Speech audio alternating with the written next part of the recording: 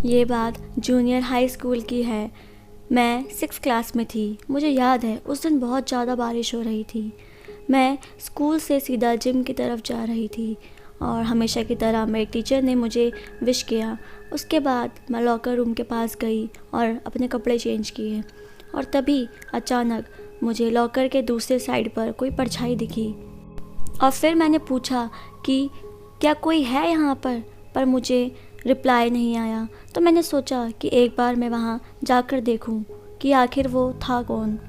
तो मैं जिम के कपड़ों में वहाँ बेवकूफ़ों की तरह चली गई और फिर मैं शावर रूम में पहुँची और एक एक करके सारे पर्दे खोल कर देखने लगी, पर मुझे वहाँ कुछ नहीं मिला। और तभी अचानक वहाँ की सारी लाइटें झिलमिलाने लगी। मुझे ये अजीब लगा। अब एक आखिरी शावर रूम बचा था। मैंने अपनी हिम्मत जुटाकर उसको लास्ट में खोल ही दिया, पर वहाँ कुछ नहीं था। और तब जब मैं पीछे को मुड़ी, मुझे अजीब सी लड़की की आवाज़ आने लगी। मैं डर गई कि आखिर ये क्या है। और तभी अचानक मुझे ठंड सी लगने लगी और ये सब अजीब था। और तभी 3 लड़कियों की मुझे आवाज़ आने लगी। मैं उनके पास गई कि क्या तुमने किसी को देखा? उन्होंने बोला नहीं। और उसके बाद जब सारे बच्चे रूम में इकट्ठे हुए तो मैम ने एक लड़की को जिम की चाबियाँ दी ताकि वो जाकर गेट खोले। वैसे मैं आपको बता दूं कि ये ड्यूटी मेरी थी, पर आज मैम ने वो चाबी किसी और को दी। हम उस लड़की का वेट कर रहे थे और तभी हमें उसके चिल्लाने की आवाज़ आई। वो भागते हुए हमारे पास आई। उसने बताया कि उसने एक बेबी को देखा जो पूरा खून में लथपथ था। उसके बाद जब मैं जिम की तरफ जाने लगी तो मैंने देखा कि फ्लोर पर चाबी गिरी पड़ी है और दरवाज़ा भी खुला हुआ है। तो मैं वहाँ चली गई और लाइट्स ऑन करी तो वहाँ सब अंधेरा ही था। शायद वो बारिश की वजह से था।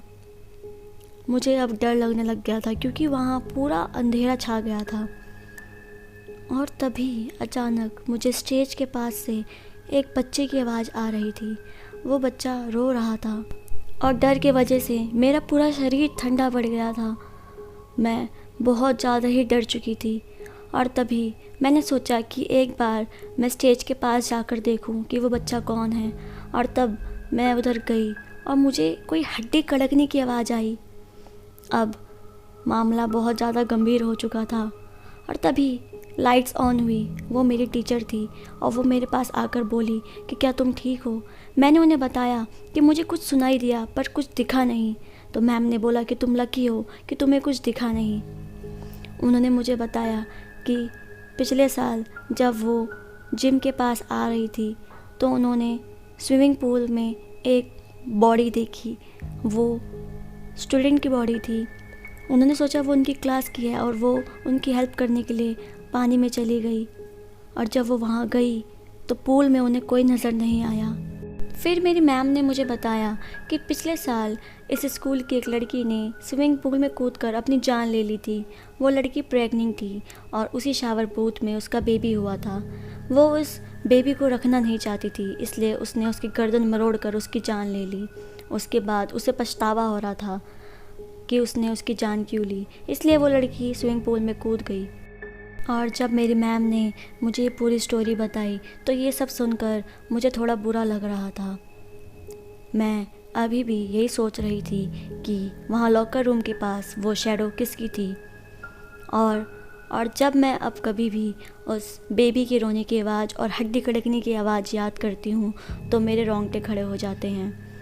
वैसे अच्छा हुआ कि उस दिन मेरी मैम मेरे पास आ गई थी, नहीं तो मैं वो भूत ज़रूर देख लेती और पूरी ज़िंदगी वही याद करती रहती।